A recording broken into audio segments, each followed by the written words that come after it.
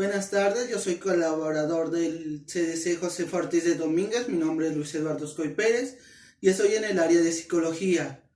El COVID nos ha llevado a adaptarnos rápidamente a un mundo cambiante, más que nada porque estamos en un duelo constante, es decir, que nos ha llevado a modificar actividades, situaciones e incluso relaciones familiares. Pero, como mencioné, nos ha llevado a un duelo. ¿Qué es el duelo? Es el proceso por el cual toda persona va a buscar adaptarse a una pérdida. Esta puede ser entorno familiar, entorno personal, material, de capacidades e incluso por razones de edad. ¿Esto qué puede ser? Cuando yo pierdo la capacidad de trabajar, me jubilo, paso de la infancia a la adolescencia o de la adolescencia a la adultez.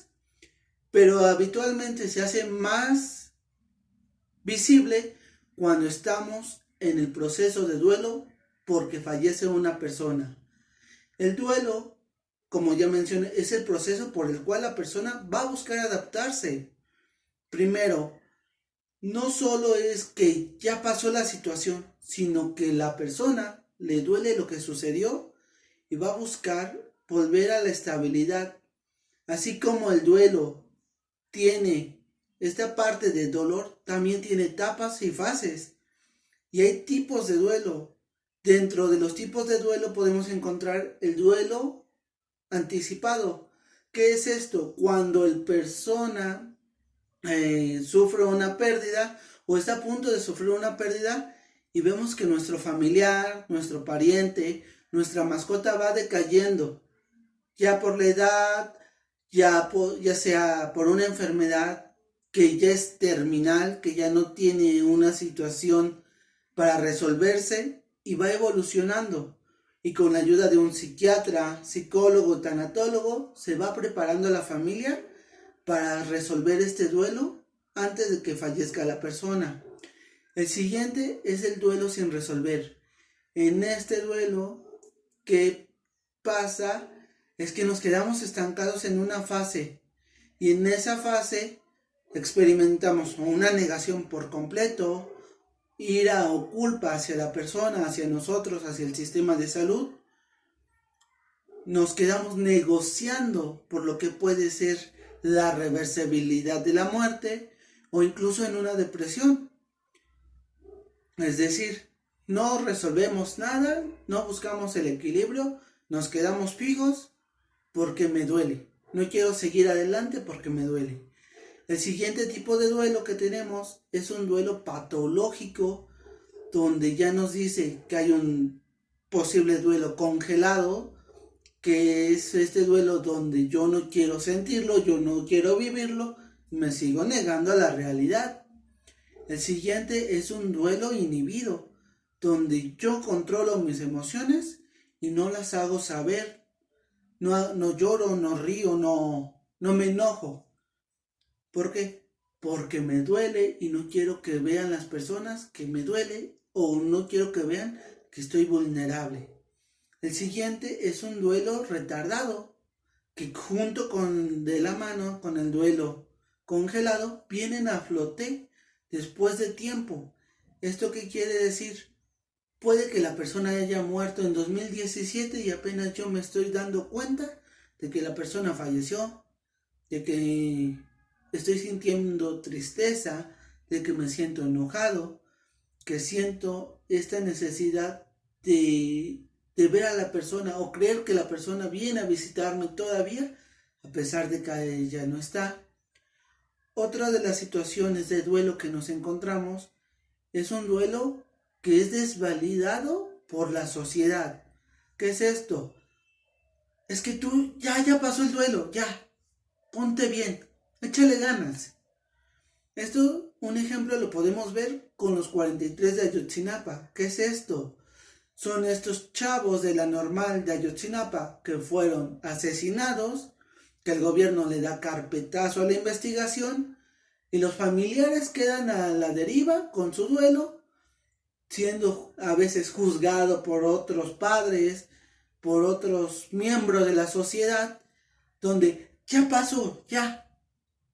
ya carpetazo y sigamos adelante. Sí, pero estos padres quedan con este duelo y no lo pueden resolver porque la sociedad les dice que no, que sus hijos ya están muertos y que desgraciadamente ellos no pueden llevar a cabo los ritos funerarios que se tienen culturalmente aceptados.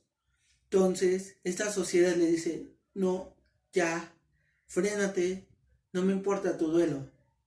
Mientras que estos padres siguen con su duelo latente. Ahora, también hablamos de fases. Por fases son 5.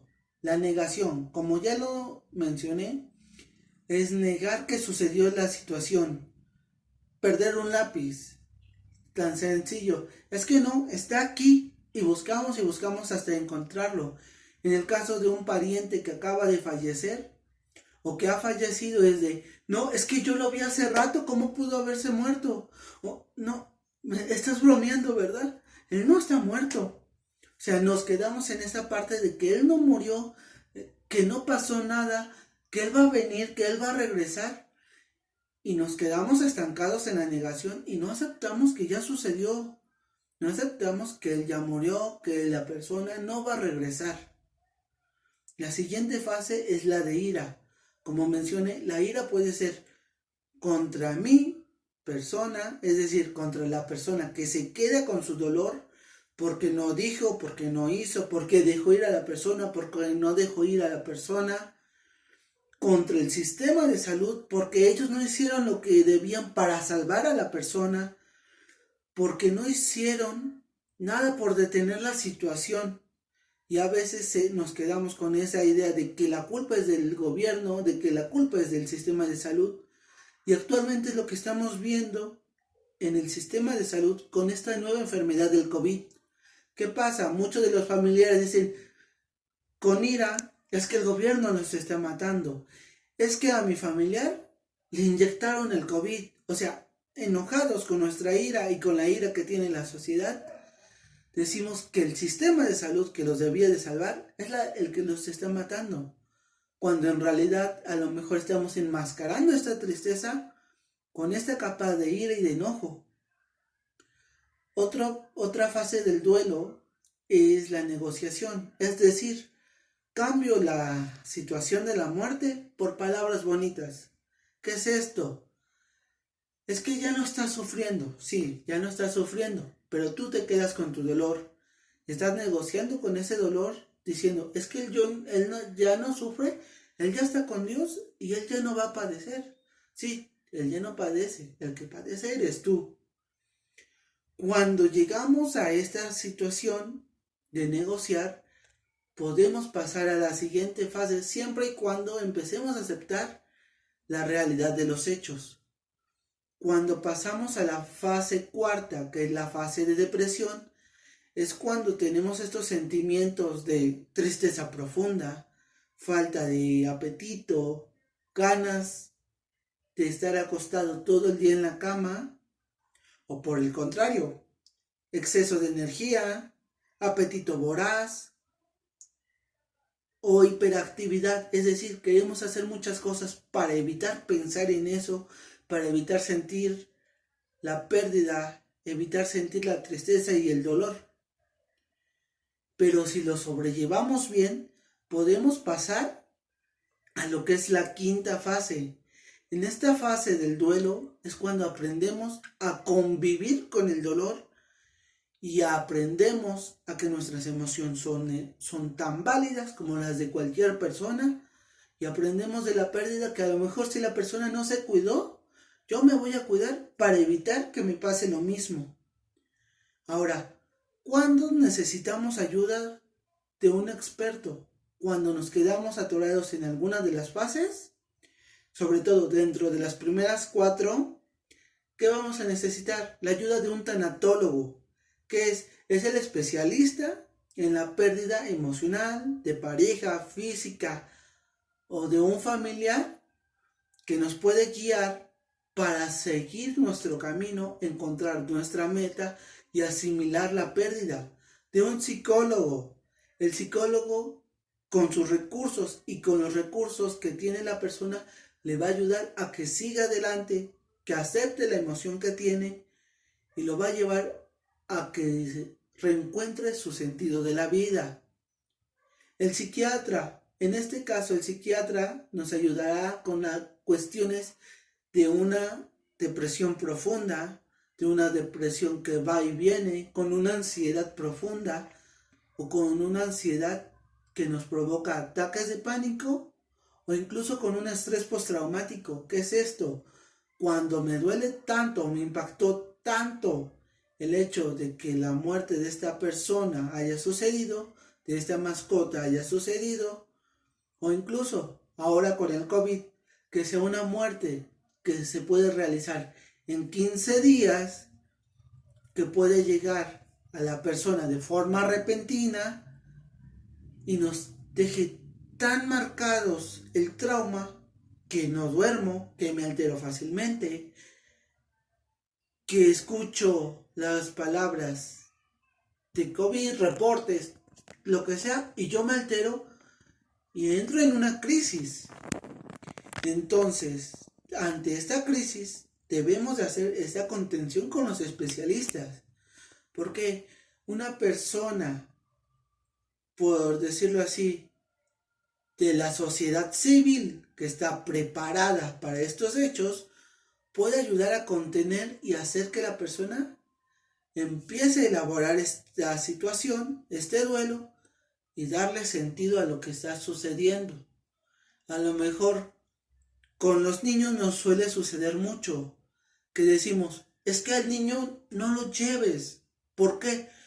Es que, ¿cómo lo vas a someter a la muerte?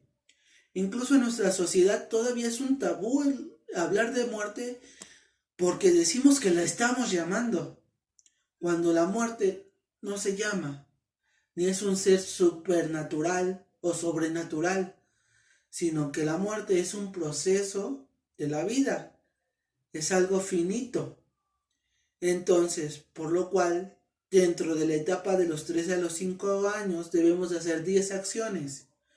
Primero, no retardar la noticia de la muerte, puesto que si el menor no sabe que el familiar falleció, que el amiguito falleció, que la vecinita falleció y era quien lo cuidaba, pues a lo mejor si vive en otro estado el niño con su familia, cuando tienen que ir a ver la situación de muerte y no se le dice, va a ir el niño pensando que va a ir a jugar, que va a ir a saltar, que va a ir a hacer cosas que hace cotidianamente y que va de visita. Y al momento de enterarse en ese momento que llegan de que el familiar está muerto o ve el féretro, el cortejo fúnebre, entra en shock. ¿Qué es esto? O sea, yo venía a ver a la tía y cuando llego me doy cuenta que la tía está muerta. Y me quedo con esa situación de, es que entonces se murió. Y ya no sigue adelante, porque es tan impactante que puede hacer que el niño entre en un shock profundo, que le cause un estrés postraumático o que tenga pesadillas. La siguiente recomendación que tenemos que hacer y acción que debemos de hacer ante la pérdida de un niño es validar sus sentimientos. Si el niño llora, es válido. Si el niño grita, si el niño está enojado porque se fue, es válido. Y no decirle, ay, es que te ves feo llorando. O es que, ay, no pasó nada. No, sí pasó. Falleció la persona y el niño, por su vínculo afectivo, tiene que hacer este proceso de duelo. Otra de las cuestiones que debemos de hacer es no cohibirlos. Porque si los cohibimos, estamos diciendo que no es válido su emoción. Decirle, ay, ya cállate. No. ¿Por qué? Al contrario, el niño nos está dando el ejemplo de cómo demostrar sus emociones, cómo las demuestra y cómo nosotros como adultos también debemos demostrarlas. Si el niño llora, lo prudente es que yo lo escuche, que yo lo acompañe durante ese proceso. La cuarta acción que debemos de hacer es involucrarlo. en el cortejo fúnebre, en la situación de que ya falleció la persona. Es decir, no es de que falleció la persona, todos los niños se quedan en la casa o en el cuarto con el abuelo. No, porque al final del día estamos ocultando la situación y estamos diciendo que su sentimiento, su vínculo afectivo no es válido. Entonces, al hacer esto, los niños se imaginan cosas, ¿no? Ellos dicen, es que aquí falta alguien, ¿no? ¿Dónde está la tía que siempre me cuidaba? Y es cuando ellos se empiezan a hacer las ideas de, ¿y qué tal si se murió? Y es que si pasó esto, y es que ¿qué tal si ya no vuelve la tía? O sea, se hacen ideas. Otra de las cosas que debemos de enseñarle a los niños es que el cuerpo después de que muere deja de funcionar. O sea, no va a sentir hambre, no va a sentir sed, no va a sentir frío ni sueño. Otra de las cosas que también debemos hacer es la universalidad de la muerte. ¿Esto qué quiere decir? El niño debe de saber que todo ser vivo va a perecer, va a morir. Y no es de que, ay mamá, yo te quiero y vas a estar siempre conmigo y para siempre hasta que yo sea viejito. No, en algún momento mamá fallece, el abuelo fallece, la tía fallece y nosotros como cuidadores, como psicólogos, tanatólogos debemos ayudarle al niño que lleve esa elaboración, ese proceso para sanar esa herida. La otra es, aparte de la universalidad de la muerte, de la situación, de que es irreversible y de la funcionalidad también tiene que ver con la cuestión de que el cuerpo se va a deshacer. No decirle como de, es que se lo van a comer los gusanos, sino que el cuerpo se va a descomponer y van a quedar esto. Es decir, no decirle que la situación de que, ay no, es que así como se murió así se va a quedar. Porque los niños se imaginan que si lo vuelven a vivir, la gente cuando muera va a seguir igual. En su tumba va a seguir igual. Y no, el cuerpo se va a descomponer y si lo sacan se va a llevar una gran impresión que puede ser un trauma también. La otra es el sentido mágico. Como les mencioné, los niños se imaginan cosas. Un ejemplo de esto es si la abuela le dice al niño, ay, es que tus gritos me matan. Y al poco tiempo la abuela muere o fallece, el niño se va a hacer la idea de que sus gritos mataron a la abuela. Entonces, estas explicaciones, esas 10 pasos y 10 explicaciones que les damos a los niños y acompañamos a los niños, también las debemos de aplicar a nosotros. ¿Qué es? Aparte de lo que dije, nosotros como adultos o los adultos que son cuidadores o son tutores de los menores, tenemos o tienen que escuchar sus emociones también, demostrarle al niño que están con él, que están sintiendo su mismo dolor, hacerles compañía y escucharlos. También cuando trabajamos con niños debemos involucrar a la familia. ¿Por qué? Porque a lo mejor para el niño fue un shock tan grande que no sabe cómo representar sus emociones. Y lo va a hacer mediante la familia. Si ve que papá no expresa que se siente triste, él va a creer que no es válido que esté triste. Si papá cada vez que llora, el niño lo va a reprender, le va a decir que está mal que llore porque es un hombre, pues va a hacer que el niño reprima sus sentimientos y lo va a desvalidar, lo va a sentir menos, lo va a hacer sentir menos y no va a ser capaz de expresar sus emociones y a un futuro cuando tenga otra pérdida va a tener la misma situación, el mismo conflicto de que no sabe qué está sintiendo y no sabe cómo expresarlo. También cuando el niño necesita expresar sus emociones, lo va a hacer mediante el juego. Hay padres que cuando están llevando el duelo les prohíben al niño que juegue porque les molesta. cuando los niños es su principal medio de sacar las cosas. Que se le murió el perrito. Pues todo su juego va a ser en torno al perrito. Se murió un familiar, el entorno va a ser acerca de un familiar. Habitualmente cuando vemos que es una muerte repentina por algún suceso caótico relacionado con armas de fuego, los niños juegan a los policías y ladrones para representar lo que están sintiendo y cómo están llevando ellos su proceso de duelo. Ahora, cuando encontramos que estas alteraciones patológicas ya alteran la vida cotidiana, que es escuela, actividades deportivas, artísticas, actividades extracurriculares, el sueño del niño, la alimentación, nos está hablando de que hay algo que está mal. Entonces, ¿quiénes nos pueden informar de esto? El tutor, cuidador o la persona que pasa mayor tiempo con ellos. Sus pares, ¿qué es esto? Niños de su salón. La escuela. La escuela es un gran apoyo ya que los ayuda a que reincorporen actividades que hacían anteriormente.